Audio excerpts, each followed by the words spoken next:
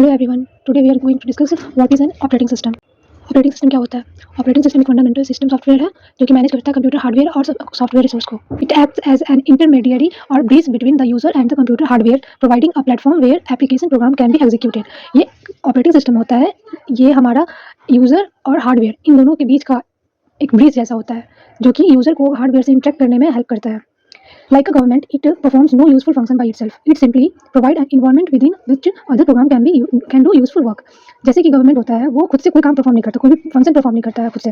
वो सिंपली एक ऐसा माहौल देता है जिससे सारा काम वो खुद एग्जीक्यूट करवा सकते हैं। An operating system has two view point, that of the user and that of the system.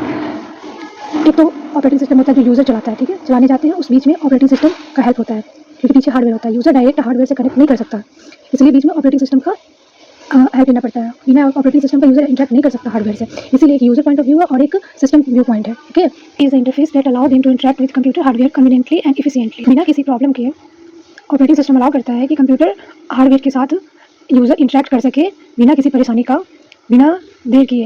ये इंश्योर करता है कि यूजर प्रोग्राम को रन कर सके, डेटा को स्टोर कर सके और यूज कर सके हार्डवेयर डिवाइस इजीली बिना किसी चीज़ को डील किए with the underlying technical complexity. Example जैसे विंडोज़ होता है, एंड्रॉइड होता है, iOS होता है, लिनक्स होता है और भी बहुत सारे। विंडोज़ जैसे हो जाता है हमारे डेस्कटॉप के लिए, एंड्रॉइड हो जाता है मोबाइल फ़ोन के लिए, iOS हो जाता है एप्पल के लिए, मैकबुक के लिए, वैसे लिनक्स है हमारा ऑपरेटिंग सिस्टम। ये सबसे उल्टा क्या काम हो रहा होता है वो ये बताया गया है कि ऑपरेटिंग सिस्टम जो है एक रिसोर्स मैनेजर की तरह काम करता है, जो कि सारे कंप्यूटर को और सॉफ्टवेयर का जितना भी रिसोर्स होता है, काम होता है, उसको मैनेज करना होता है।